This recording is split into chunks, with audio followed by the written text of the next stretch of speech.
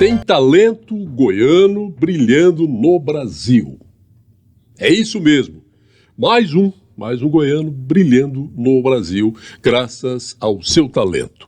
O escritor, cartunista e diretor de arte Cristi Queiroz, aquele que criou a Turma do Cabeça Oca, vai receber um prêmio em São Paulo, como primeiro colocado no troféu HQ Mix, na categoria Produção para Outras Linguagens. E o espetáculo Turma do Cabeça Oca no mundo de Cora Coralina. Esse é o tema do Pode Tudo de hoje.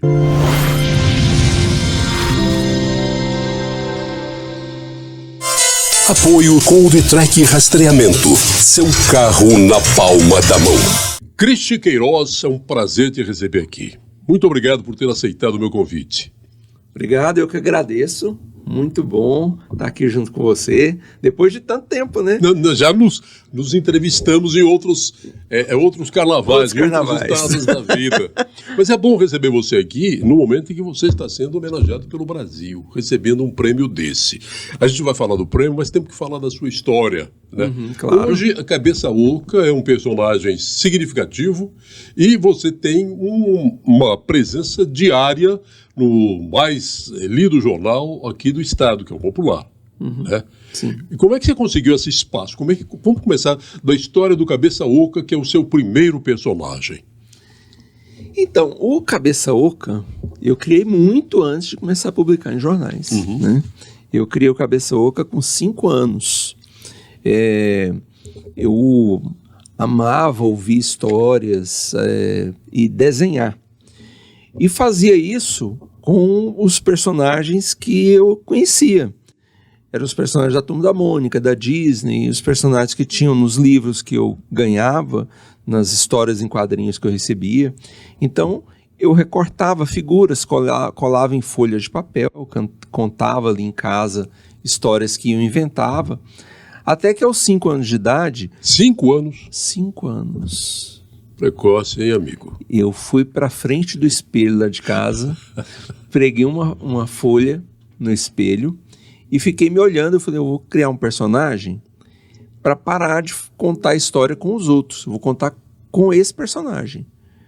E aí eu falei, eu vou me desenhar. Eu fiquei me olhando ali em frente ao espelho. Eu fiz uma cabeça redonda, o cabelinho partidinho de lado, um nariz grande, 2 olhinhos de jabuticaba, um sorrisão. A minha mãe ia passando na hora ali no corredor. E aí ela falou, mas você é um Cabeça Oca mesmo, né? Fica aí se desenhando em frente ao espelho. E eu nunca tinha ouvido aquele nome. E eu achei muito engraçado na hora. Eu virei pra ela e falei, mãe, esse é o meu personagem. O nome dele é Cabeça Oca. E eu vou publicar o Cabeça Oca em livros, vou publicar o Cabeça Oca em jornais, eu vou ser muito famoso quando eu crescer. Vou fazer revistas em quadrinhos. E ela falou, tá bom, eu acredito nisso. E assim, a minha mãe, ela fazia belas artes, então ela vivia pintando quadros pela casa. As camisetas que eu utilizava eram todas pintadas por ela. A gente era muito pobre, então eu queria usar uma camiseta do Pato Donald, que eu amava o Pato Donald. Mas não tinha dinheiro para comprar a camiseta. Ela arrumava a camiseta e ela mesma pintava o Pato Donald para mim. Então, eu tinha garantido as camisetas e as cuecas, todas pintadas pela minha mãe. E aí esse ambiente aí, né, ela contava todos os dias para mim uma história para eu dormir. Todos os dias ela contava uma história para eu dormir. Meu avô todas as noites me contava uma história e a minha madrinha todo final de semana contava uma história para mim. Então esse era o ambiente que eu vivia. Aí quando eu criei o Cabeça Oca, eu criei uma história com um fato que me aconteceu, que a minha mãe me mandou na farmácia para comprar um remédio para ela, um AS. Não esqueço do nome do remédio. Era um AS, que ela estava com dor de cabeça. E eu fui, pequenininho, podia andar naquela época, né, na rua, fui na farmácia, peguei o remédio para ela. Quando fui para casa, uma abelha me picou no meio do caminho. Eu saí gritando no meio da rua para chegar em casa logo, e aí eu tive uma ideia Eu fiz uma história do Cabeça Oca indo na farmácia, para a mãe dele, comprando um remédio, na volta, uma abelha pica ele sai correndo gritando, e aí ele naquela correria ele entra no meio de uma maratona. E ele gritando e correndo, ele não percebe, ele começa a passar os corredores, passa um, passa outro, passa todo mundo e ganha a corrida. E aí o prefeito sobe no palco para entregar uma medalha de ouro para ele está ali no palco e tem um ventilador atrás, 2 ventiladores, um de cada lado, fazendo barulho, bem barulhento o ventilador, e ele dentro de um troféu enorme de primeiro lugar, e ele ouve aquele barulho e ele pensa que é uma abelha, ele pula do troféu, sai correndo, pisando na cabeça de todo mundo que estava ali assistindo. O prefeito fica no palco, segurando ali a medalha e olhando para a câmera que estava sendo transmitida para o mundo todo, ele olhando para a câmera sem entender o que estava acontecendo. Fim, ali acabou a minha primeira historinha. Você chegou a escrever isso tudo? Escrevi, eu fiz a historinha. Você desenhou ou só escreveu? Não, desenhei e escrevi. Desenhou e escreveu? Isso, eu fiz uma revistinha. E aí colori a capa e fui para a escola. Eu morava ali no setor universitário, na 261, em frente ao colégio Dom Abel, perto do Campo do Vila, ali. Tinha um colégio estadual ali, e aí eu morava bem em frente, estudei lá durante muitos anos. E eu atravessei a rua e fui lá para a porta da escola. Na hora que bateu o sinal, eu tô lá na porta, olha o gibi do Cabeça Oca, quem quer comprar, quem quer comprar? E a meninada ia passando, aí um menino parou e comprou de mim o gibi. Eu fiquei assim, felicíssimo, né? Voltei para casa, sorriso de orelha a orelha, falei, mãe, eu vendi o gibi do Cabeça Oca. Ela, nossa, e agora? O que você vai fazer? Vou fazer outro. Aí eu sentei... Mas só tinha um número. Eu só tinha Você vendeu o original. Vendi. Vendeu o original. Vendi o original. Aí eu sentei e fiz outro igual. Fiz outro igualzinho, gibizinho número 1 e tal, com cabeça dentro do troféu na capa. E cheguei na porta da escola no outro dia, vendi e voltei feliz. Eu falei, eu vou fazer uma pesquisa de campo. Vou dar uma olhada na concorrência. Passei ali perto de algumas bancas, e aí fui numa banca, olhei e vi que tinha um monte de gibi da Mônica, um monte do Cebolinha. Fui na outra, tinha uns 20 da Mônica, uns 20 do Cebolinha. Fui na outra banca, a mesma coisa. Aí eu voltei para casa arrasado, triste. Falei, o que foi, meu filho? Mãe, eu vendi outro gibi. Eu falei, mas você tinha que estar feliz, você está triste. Eu falei, mãe, sabe o que é? Eu passei uma tarde inteira fazendo um gibi anteontem. Vendi. Ontem, de novo, eu passei outra tarde inteira fazendo um gibi. Eu cheguei numa banca, tinha uns 20 de cada. Fui na outra, mesma coisa. O gibi igual, na outra banca, mesma coisa. Eu vou ficar minha vida toda desenhando o mesmo gibi e eu não vou conseguir entregar para todo mundo. Ela falou, não, meu filho. Aí ela foi me explicar que existia o original. Que eu fazia um, e aí ela tirava as cópias dos outros, que é assim que funciona. Aí eu falei, meu Deus, eu já estava assim, estressadíssimo com essa história. Aí ela começou, a partir dali, a tirar cópias. E acreditou em você? Acreditou em mim. Ela tirava as cópias, todo mês, trazia para mim, eu pintava a capa, e aí eu vendia na porta da escola, vendia para a professora, vendia para as amigas dela, vendia para os parentes que às vezes iam em casa. Você tinha quantos anos nessa época? Isso eu tinha 6. A partir de 6 anos eu já estava fazendo isso. Isso eu fiz de 6 até os 16, quando eu entrei no jornal. Que isso? Fazendo mas essa consciência de garoto, assim, já sabendo o que é produzir, o que é vender, né? Eu sabia exatamente o que eu queria fazer. Eu nunca tive dúvidas. Eu vou crescer e eu vou ficar famoso com Cabeça Oca. Desde pequeno. Nunca pensei em outra coisa, em outra função, em outro negócio, em fazer outra coisa da vida. Sempre fui motivado a fazer o Cabeça Oca, sempre. O trabalho da sua mãe em artes plásticas, de alguma forma te influenciou? Eu acredito que sim. Aquele ambiente cheio de quadros é muito vivo na minha mente. aquele monte de quadros de tintas, né? Ela pintando os quadros. E eu tinha um outro tio também, que vez em quando que ele desenhava muito. Ele ia lá para casa e ele pegava os cadernos de desenho. Aí eu falava assim, faz esse desenho para mim. Ele pegava um desenho lá do Gibi, um desenho do Peninha, e ele reproduzia enorme, assim, com uma fidelidade e um traço elegante, bonito. E eu, meu Deus, mas isso é muito lindo. Eu ficava encantado com aquilo, né? Então, eu acredito que essas coisas me influenciaram muito. Essa coisa de ouvir histórias antes de dormir, né? Eu acredito que tudo isso foi construindo. E eu tive muita sorte na escola. As professoras que eu tive, elas, principalmente nos primeiros anos, me incentivavam demais. Ela via, às vezes, eu desenhando, aí, Cris, você não está prestando atenção. Quanto que é 5 vezes 5? Eu, 25. E eu continuava lá fazendo meus quadrinhos, né, os meus desenhos, mas não sei o que, não sei o que. Eu sabia tudo. Eu ficava muito focado, eu era muito focado na aula, e não saía com dúvida da sala. Mas ao mesmo tempo que eu aprendia, eu estava ali desenhando. Eu sempre tive essa coisa de o tempo todo estar transformando tudo em história. Até onde você foi com o estudo? Eu me formei em design gráfico. Em design? Né? Design gráfico na Universidade Federal. A vida toda eu estudei em escola pública. A primeira escola particular que eu conheci, eu já publicava em jornais. Eu nunca tinha entrado numa escola particular, assim.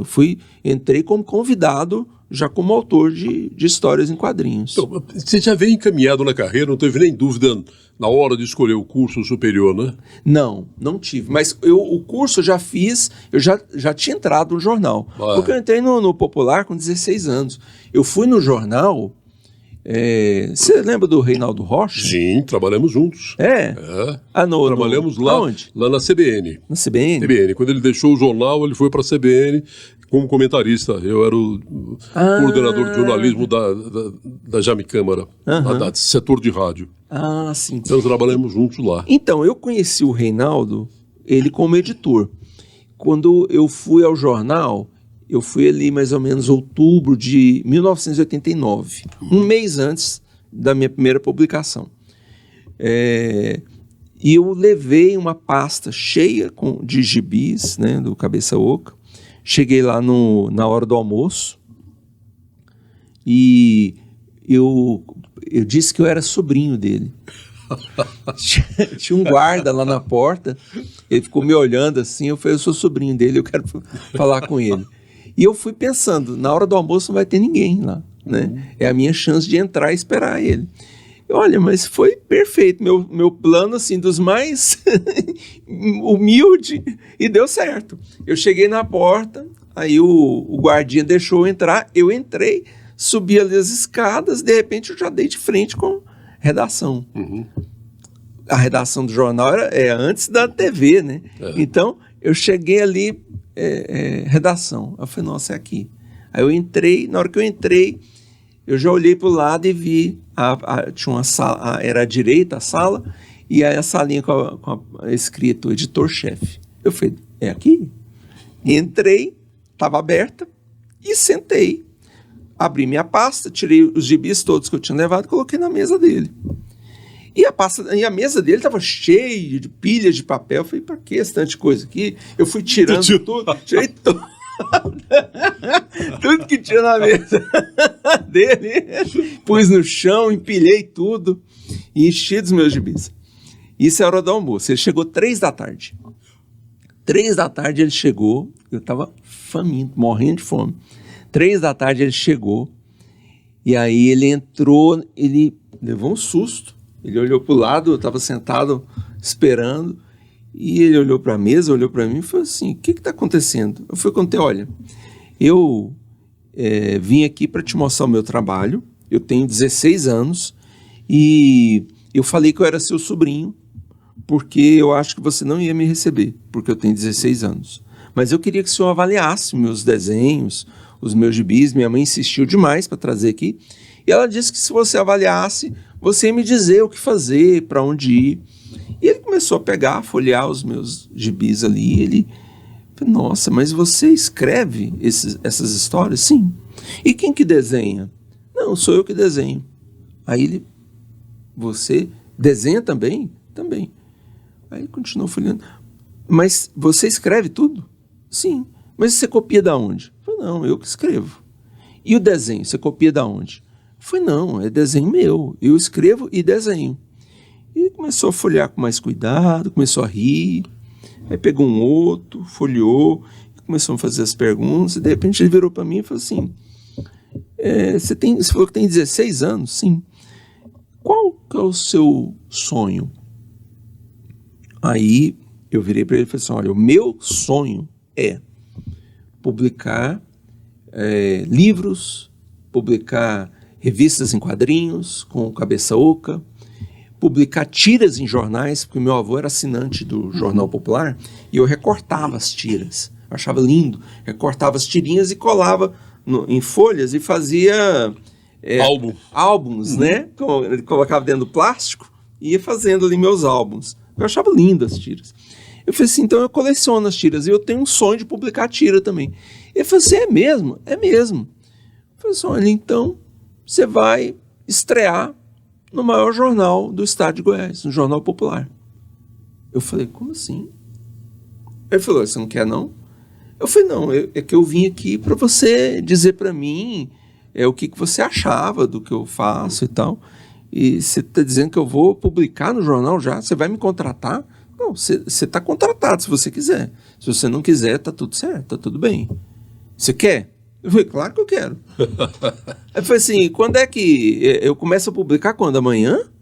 Ele falou, não, você vai ver aonde você quer aqui publicar. Nós temos o Caderno 2 na época, né? Hoje é Magazine, na época era Caderno 2. Tem o Caderno 2, era o Paulo Berings, o editor. Tem o Caderno 2. E nós temos um caderno infantil novo, que começou tem pouquíssimo tempo, que é o Almanac. Tem um Almanac, aí você escolhe. Você vai lá, eu fui no Caderno 2, e aí fui no Almanac. Quando eu cheguei no Almanac, eu fiquei louco, porque todo mundo, aquele tanto de prancheta, uns desenhos grandes, e o pessoal fazendo uns desenhos lindos. Eu falei, nossa, eu quero trabalhar aqui, porque eu acho que aqui eu vou aprender muita coisa. Eu falei, olha, eu quero trabalhar no Almanac, então. Aí ele falou assim, então você está contratado, você vai começar a publicar suas histórias no Almanac. Aí no dia 5 de novembro de 1989, saiu a primeira tirinha do Cabeça Oca. Está completando o aniversário, né, este mês agora. Esse mês é o mês do aniversário, tem 36 anos que saiu a primeira tirinha. E era uma tirinha tão pequenininha, lógico que o original era grande, eu fiz bem grande. Mas na hora da redução, ela foi colocada num espaço muito pequeno. E, assim, para ler a tira, tinha que ter olho muito bom. E, assim, as crianças todas conseguiam ler, né? E, de repente, começou a chegar carta, mas era muita carta. De repente, eu virei campeão de cartas na redação. Era muita carta. Eu levava toda semana um saco daqueles pretos, de lixo, eles enchiam um saco daquele de cartas. E eu levava todo dia, toda semana eu levava para casa uma sacola com cartas. Então, isso foi quando eu comecei, né, as publicações. Mas você hoje é o único autor goiano de tirinhas, né? No jornal... no jornal tem a charge do Mário Zan só, mas... Porque era do Jorge Braga. Eu lembro, Mário Zan já tinha trabalhado lá, voltou agora com a partida antecipada do nosso amigo saudoso Jorge Braga, né? O Jorge, de vez em quando, até publicava uma tira, ele tem até alguns personagens, mas hoje não tem nenhuma tira... de um artista gráfico goiano. Não tem. A maioria das tiras são, acho que nacional, só tem a Turma da Mônica, além do Cabeça Oca. As outras tiras são todas de fora. Internacional também. Isso. Tiras infantis no Brasil são muito poucas, né, hoje. Assim, tem a Turma da Mônica, tem o menino maluquinho, que o Ziraldo se foi, então eles estão lá tentando dar prosseguimento no trabalho dele, não sei como que vai ficar, né? E tem o Cabeça Oca. Você vende o seu trabalho para outros jornais fora de Goiás? O Cabeça Oca, ele estava saindo em 5 jornais fora, mas com o fechamento dos jornais impressos, então a gente parou de publicar em vários deles, né? Em praticamente todos. A gente está no Jornal Popular impresso e nas redes sociais. Você só viveu disso, você sempre viveu disso, você nunca teve outra profissão. Você definiu tão bem o que você queria que não buscou outra profissão, nada? Não, quando eu entrei no jornal, muito curioso, eu queria aprender como é que as coisas eram, como é que funcionavam. E eu logo fui aprendendo a trabalhar no computador, a fazer arte, gráfico, né? E em pouco tempo eu estava trabalhando na editoria de arte do Jornal Popular. Mas sempre ligado a esse ramo, né? Sim, aí eu era editor de arte, fiquei lá como editor, acho que 26 anos como editor de arte do Popular e como quadrinista, né? Então me dividia ali entre as duas funções. E aí depois de um tempo, desse tempo todo, aí eu passei a me dedicar inteiramente ao Cabeça Oca. Isso já tem 10 anos que eu passei a me dedicar totalmente ao Cabeça Oca. Você tem essa característica e um jeito de fazer que lembra o Maurício de Souza, né? Que é um trabalho, um desenho infantil, com uma história infantil, personagens infantil. Alguns cartunistas começam e vão mudando, de repente passam a ser crítico político e começam a desenhar, fazer charges com uma temática política. Você nunca mudou a sua temática desde que começou, né? Não, nunca mudei, nem pretendo. Eu acho que o que eu faço, o universo infantil, ele precisa de pessoas com o meu olhar. E eu acho que o Cabeça Oca e a turma do Cabeça Oca é extremamente necessária ao universo infantil, porque a gente resgata a infância, a gente busca levar as crianças a viverem a infância em toda a sua intensidade. Sim, mas o Maurício de Souza, que eu citei como exemplo, ele tem uma equipe de criadores, desenhistas, né? Então são várias visões para aquele trabalho com olhar para a criança. Você trabalha com alguma equipe ou é só você? Sim, hoje nós já temos muitas pessoas trabalhando com a gente. Nós temos ampliado a nossa equipe, além dessa parte administrativa, financeira e a parte da equipe das produções artísticas, dos palcos, né? Nós temos desenhistas, nós temos roteiristas, todo mundo trabalhando ali, criando o Cabeça Oca, mas sob a minha supervisão. Você dá uma olhada em tudo que você vai publicar para saber se está dentro da filosofia? Tudo. Hoje pela manhã mesmo eu estava avaliando as tiras, as próximas tiras, né? E cortando e mudando e mostrando o caminho que às vezes, olha, esse não é o caminho que a Cabeça Oca faria normalmente, isso que está errado. Tem que mudar assim, olha, entre essa tira e essa tira, porque eu gosto muito de fazer sagas. Começa a tirinha e ela vai crescendo, né, e acaba virando ali uma história que a pessoa vai acompanhando. Mas, olha, aqui no meio está faltando alguns passos. Precisa mostrar essa cena, precisa mostrar essa outra coisa, precisa mostrar essa outra coisa. Então, roteirizar é complicado, né? Você tem essa visão do todo, né? É complicado. E mesmo quando você encontra um bom roteirista, por exemplo, eu tenho 2 roteiristas trabalhando comigo. Um trabalha com a Turma da Mônica. E o outro trabalha com Um Sábado Qualquer, do Carlos Ruas, que são as tirinhas que mostram Deus, né? O irmão do Carlos Ruas, inclusive, é o roteirista dele. E aí esses roteiristas são muito experientes, mesmo com toda a bagagem, com toda a experiência que eles têm. Eu fico ali acompanhando, dando o direcionamento e apontando como o caminho que deve seguir, o final que tem que acontecer, aonde que está o humor naquela situação. E como é que você consegue harmonizar o traço para ser sempre o mesmo, com gente diferente desenhando? Então, no caso, por exemplo, do Maurício, ele optou para que todos desenhassem o mesmo desenho, fizessem o mesmo traço. Eu fiz uma opção diferente.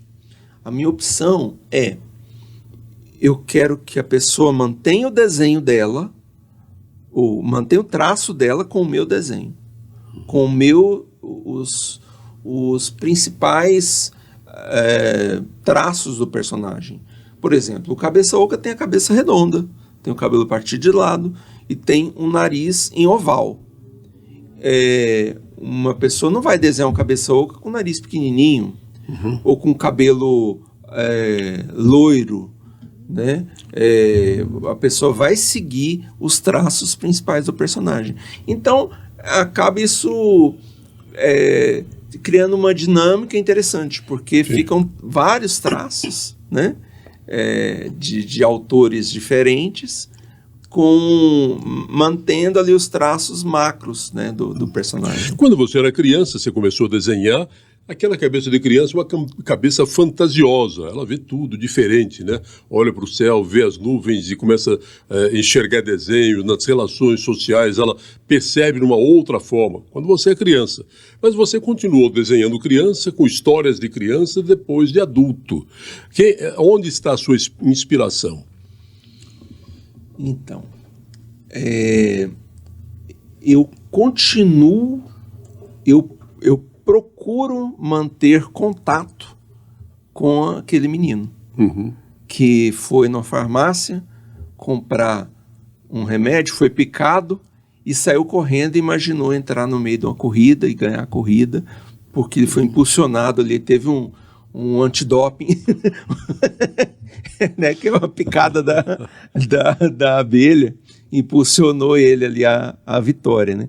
Então, eu procuro essa conexão com o universo infantil, e quem convive comigo sabe que eu fico o tempo todo fomentando ali uma brincadeira, um jeito de um humor de tirinha. Eu fico trazendo um jeito infantil de ver algumas situações para me manter sempre sincronizado com essa visão. Mas a família, os filhos, te dão alguma dica? Às vezes sim. Eu Mas observo situações muito, que você vê. Mas eu observo muito. Eu fico observando e transformando situações. Os meus filhos, todos eles são personagens das histórias. Então, desde que nasceram, desde antes de nascer, eu coloco essas situações. A Mariana, o Biel, são seus filhos? São meus filhos. A Mariana está aqui. Né? Ela que é a Mariana, a Maiana. Então, todo assim, você acaba descobrindo um ponto ali onde você congela o tempo. A Mariana, eu congelei o tempo ali, ela com 2, 3 anos de idade, né? Ô Mariana, vem cá. Deixa o pessoal te ver também. Vai chutar aí, atrapalhar sua filmagem aqui. Vai. Se a gente soubesse que você era personagem, teria deixado você aqui em cena, claro. Que coisa maravilhosa. Olha aí. Vem cá, filho. Aqui, ó. Olha lá, ao lado do criador. É duplamente criador, né? Aí. Não é? Duplamente criador. Criou você como ser humano, mas criou também como personagem. Bacana. E está fazendo muito bonita. 25 anos a Mariana de publicação, a gente vai entrar em festa. 25 anos. Daqui a um dia a gente começa já vamos fazer um ano aí de programações. Mas ela deve ter uns 16 anos, né? Só. Ah, sim. Que bom, muito bom te ver. Eu acho que todo mundo que imagina e que lê as histórias do seu pai fica pensando quem é a Mariana que nunca cresce, né? Ela continua pequenininha, fazendo arte. Em choque. Hã? Muitas crianças entram em choque. Em choque. Mas é você que... Como assim? A Mariana é grande. Bom, muito legal. Obrigado. Você... Vamos falar agora desse prêmio seu. Você vai ser premiado em São Paulo por uma peça teatral. A Turma do Cabeça Oca, no mundo de Cora Coralina. O que conta essa história? Então, eu acho que eu vou começar falando sobre antes da história, né? Como que eu cheguei na história.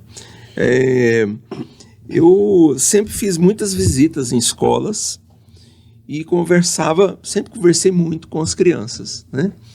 E há uns bons anos atrás, eu havia sido indicado para um prêmio e eu fui por influência do Zeraldo para esse prêmio. Eu não ia para a premiação, mas ele me ligou e falou: cara, você tem que vir, você vai ganhar, sei o quê, vem pra cá, vai ser bom lá, depois a gente sai pra jantar. Lá no Rio?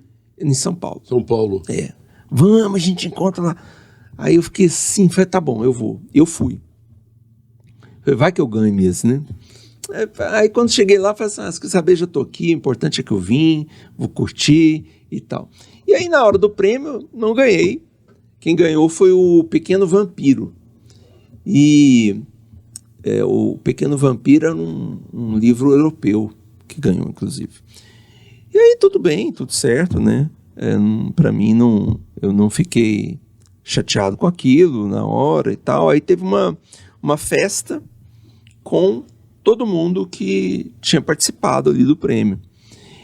E eu estava junto com o Zeraldo e ele tinha acesso a todo mundo que eram os jurados, né, da banca, né, examinador. Sentamos ali na mesa e conversa vai, conversa vem, e aí de repente alguém virou para mim e falou, olha, você quase ganhou o prêmio. Aí eu falei, mesmo? Nossa, que coisa, né? Ele fez, e por que eu não ganhei? Aí ele falou assim, porque você é de Goiás. Se fosse do eixo Rio-São Paulo, você tinha ganho. Que coisa, né? Preconceito, né? O interior do Brasil não pode dar um prêmio desse, velho? Eu fiquei muito chateado na hora, fiquei assim, muito irritado. E aí eu matei o Zeraldo de vergonha, porque eu levantei e fui embora. E falei pro pessoal, não me chamem mais, não me convidem mais. Eu não preciso desse prêmio de vocês na minha prateleira. E fui embora, pisando grosso. Que eu fiquei muito chateado. Olha, eu vou te contar, eu levo desaforo para casa. Eu evito briga mesmo. Assim, quem engrossar muito comigo, eu sou aquele que retiro e põe o rabinho entre as pernas e vou embora, sem nenhum problema.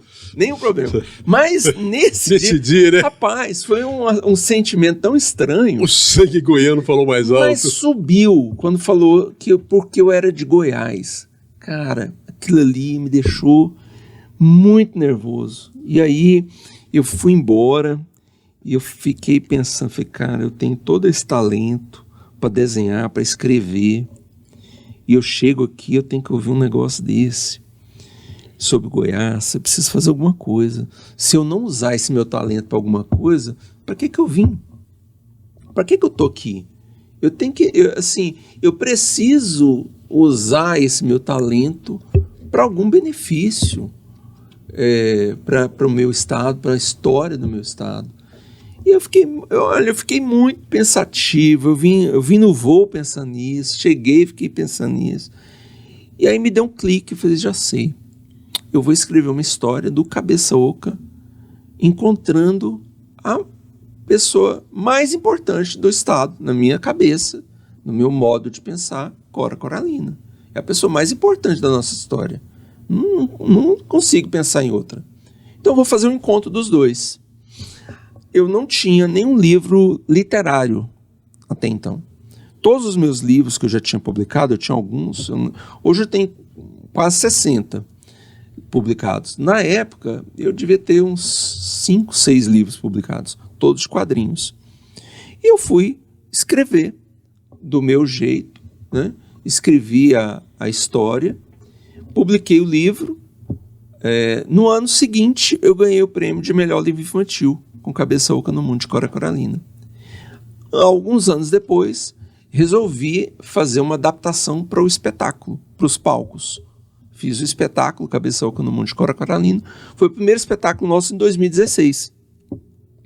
E no ano passado, nós nos reunimos, eu com minha equipe inteira, falei, vamos pegar esse espetáculo e vamos refazer ele. Vamos trabalhar tudo que a gente já aprendeu, tanta coisa com teatro, já tem 8 anos, 7 anos na época, 6, 7 anos que a gente já está fazendo espetáculos teatrais, né? Vamos fazer um novo espetáculo com esse livro e mudar tudo, e mexer, e fazer algo melhor? Vamos. Aí a gente fez o Cabeça Oca no Mundo, de Cora Coralina, e agora a gente foi premiado com esse trabalho, que inclusive a gente vai voltar no ano que vem para apresentar novamente para todos agora como um espetáculo premiado. Aqui, Goiás, Goiânia, cidades do interior, vão poder ver esse espetáculo? Vão poder ver. Goiânia, Anápolis, muito provavelmente Jataí, Rio Verde, uma série de cidades aí, Santa Helena, do interior, né? Tem várias. E algumas cidades do Brasil também.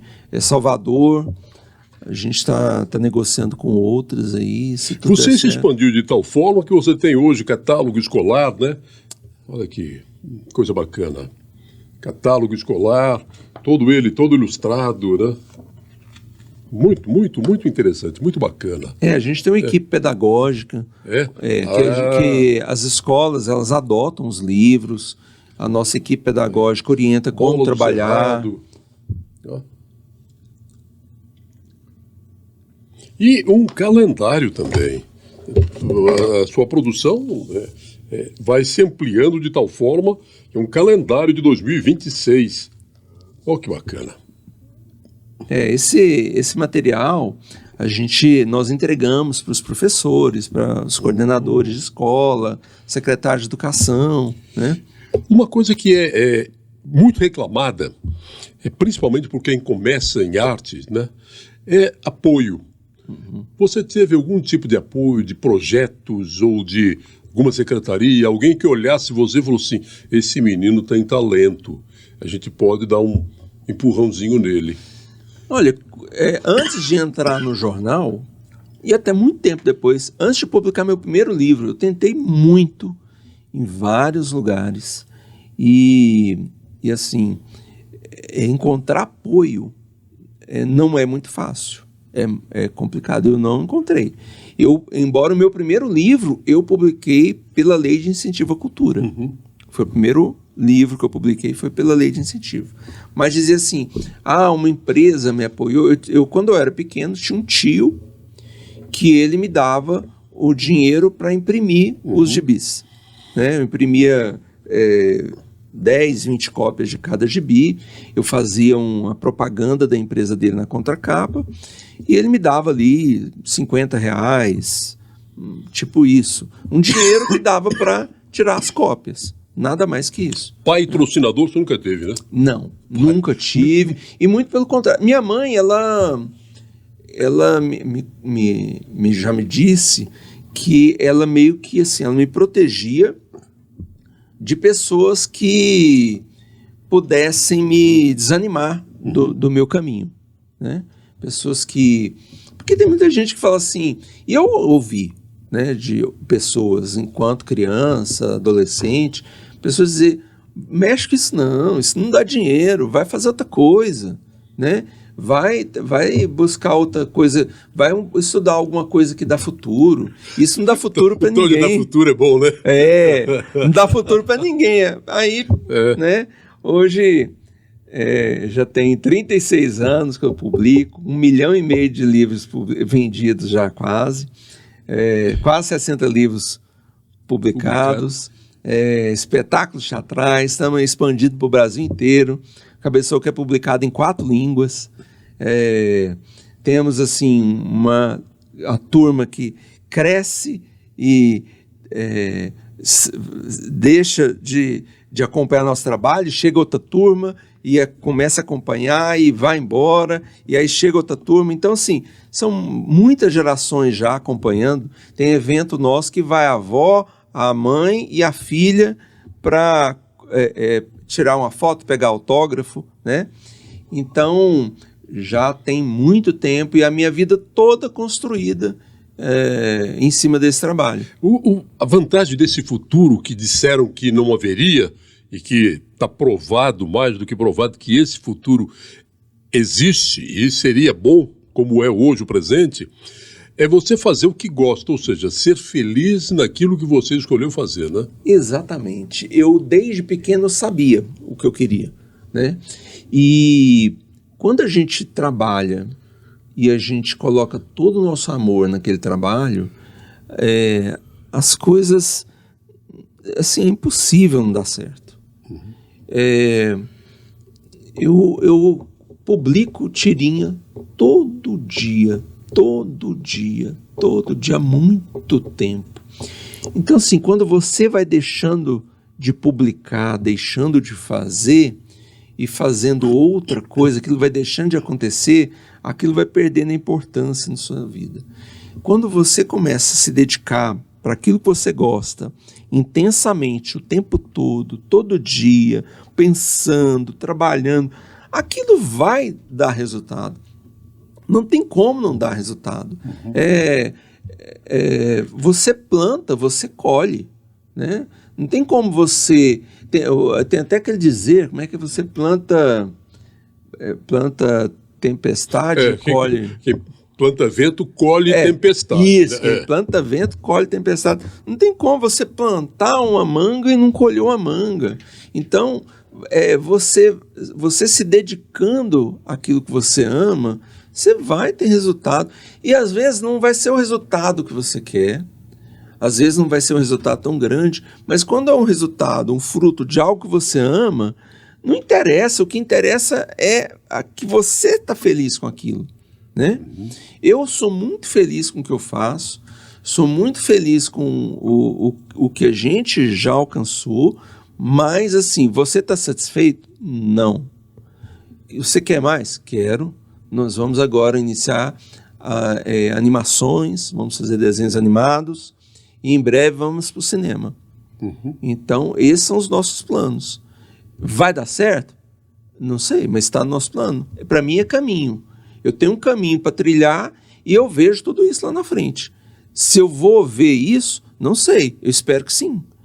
Se quem vai ver vai ser a Mariana, vai ser os meus filhos, não sei, né? Mas que vai acontecer, vai. Depender de mim, vai ser logo. Então, é um processo que, quando você enxerga o seu caminho, você vê tudo aquilo que você tem por onde você tem que ir, as coisas que você tem, lugares onde você tem que pisar, tudo passa a ser algo tranquilo. Não tem... Você ficou surpreso demais de ter ganhado o prêmio. Não, eu estou feliz que eu ganhei. Mas eu sabia que eu ia ganhar em algum momento. Sabia que eu ia ganhar. E se eu não ganhasse também está tudo bem. Eu ganhei um monte de outros prêmios e eu sei que tem outros ainda que a gente pode ganhar e que a gente deve ganhar, mas é tudo caminho. É um caminho que a gente precisa percorrer.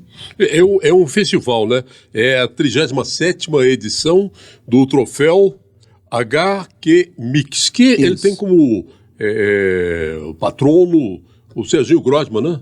Isso. Todos os anos o Serginho Grossman, ele apresenta esse prêmio E ele é apaixonado em histórias em quadrinhos, é apaixonado nesse mundo artístico e, assim, eu não sei até que ponto que é o envolvimento dele nisso, mas eu acredito que ele ajuda bastante, que ele tem uma contribuição maior do que só o nome dele envolvido e a apresentação do evento ser feita por ele. A gente tem quase certeza que esse caminho que você trilhou e quer chegar ao audiovisual, isso daí é questão de tempo, talento. Você tem experiência, você tem vontade, você tem, assim, aquela vontade, não é a vontade prática, ou seja, é uma vontade que eu quero fazer, sei como fazer, é difícil, mas não me desanima. Não é impossível. A gente vai trazer você que não demora, você... Como é que está sendo o seu primeiro filme? Entendeu? Como é que está sendo o seu primeiro desenho animado? Eu acredito. Entendeu? É isso, mas porque quem não perde a confiança em si mesmo, ele chega onde quiser. Eu me lembro de histórias, por exemplo, o Walt Disney, disseram para ele, quando ele foi para um jornal mostrar o trabalho, ele falou, olha, lamento, mas você não tem criatividade. Walt Disney não tem criatividade, tá? Vai lá para uma roça plantar qualquer coisa. Então, quer dizer, gente para criar obstáculo, para tirar o ânimo, isso tem, bobagem. Quando demais. A pessoa tem gás interno, o fogo está dentro do peito, isso ninguém segura. Nossa, o que eu mais ouvi foi assim, cabeça oca. Rapaz, quem que vai querer comprar um negócio desse? Quem que vai querer saber de ler um livro com esse título, Cabeça Oca? Eu ouvi isso demais. Ui. Hoje a gente tem a nossa própria loja, vendendo os nossos produtos, né? Então, uma loja lá no centro, na 55, uma hora você vai lá para você conhecer, vendendo os nossos produtos, assim, é uma série de produtos que a gente tem. Então, tudo são conquistas quando você não dá ouvidos para esse tipo de coisa, quando você ouve a voz do seu coração. Eu ouvi muito a voz do meu coração e segui muito aquilo que eu achava que devia fazer. Maravilha, que você continue sendo um cara iluminado e abençoado. Amém, então, obrigado. Trazer você aqui dia que você começar a fazer os seus vídeos. Logo, logo, se Deus quiser. De repente eu te mando uma mensagem, pessoal, Cassim, chegou. Aí, agora. Foi um grande prazer te receber aqui, conversar, conhecer prazer a sua história. Meu. E eu tenho certeza que essa sua história, que é uma história de perseverança com muito talento, mas uma história de perseverança, saber o que quer, serve de exemplo para quem está acompanhando. Muita gente, às vezes, balança. É claro que você tem sonhos, tem vontade, você conhece o seu potencial, mas, às vezes, aquela coragem pode fraquejar. E a sua história ajudou muito. Eu acredito que a história da gente, né, o testemunho da gente de vida, ele ajuda muito as pessoas a seguirem os seus propósitos, acreditar naquilo que está dentro dela, né? Uhum. Então, eu gosto muito de contar, de dizer para a pessoa, olha, eu saí daqui, eu vivi tudo isso, eu cheguei onde eu cheguei, mas assim, eu passei a vida toda numa escola pública. A minha mãe, quando ela construiu uma casa para a gente, ali eu estava com uns 7, 8 anos, a nossa casa não tinha energia elétrica, não tinha janela, era sacola plástica, o chão era terra batida, a parede era de tijolo, não era chapisco, era tijolo, só tijolo, não tinha forro, né? Então, mesmo assim, faltava tudo lá em casa, mas a minha mãe nunca deixou faltar meu material de desenho. Então, assim, acredita, não desista, não desanima. Aquilo onde você quer chegar está guardado dentro de você, dentro do seu coração. Você vai até lá se você quiser. Se você não quiser, você vai ficar onde você está. E está tudo bem também, se isso te faz bem não ir lá, né? O que dói muito é pensar que todo dia tem grandes talentos sendo sepultados sem ter realizado, sem ter desabrochado para a vida, né? E eu falo para as crianças, gente, eu não quero ficar sozinho. nesse meio. Eu quero que vocês sejam talentos, escrevam, desenhem, façam aquilo que vocês amam, né? E se vocês forem vir para a minha área, que vocês venham. Mas assim, não deixem de fazer, porque às vezes uma pessoa diz, não, aqui, por exemplo, em Goiânia, só sai sertanejo. Desenho não dá futuro para ninguém. Não escreva, não mexe com escrever não, isso já era, já passou, agora a gente vive outro tempo, agora é tempo do TikTok. Olha, eu acho que as pessoas precisam buscar conversar mais com o eu interior, para encontrar aquilo que elas nasceram para fazer. Muito obrigado pelas suas histórias, pela sua lição que você deixa aqui para quem está acompanhando essa nossa conversa. Foi um prazer muito grande te receber aqui. Cristi. Obrigado. Até a próxima, daqui 6 meses. Legal, é assim que fala.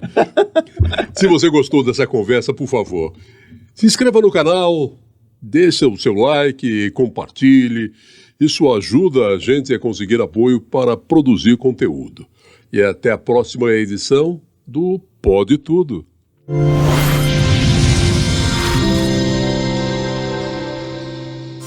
Apoios Cold-Track Rastreamento. Seu carro na palma da mão.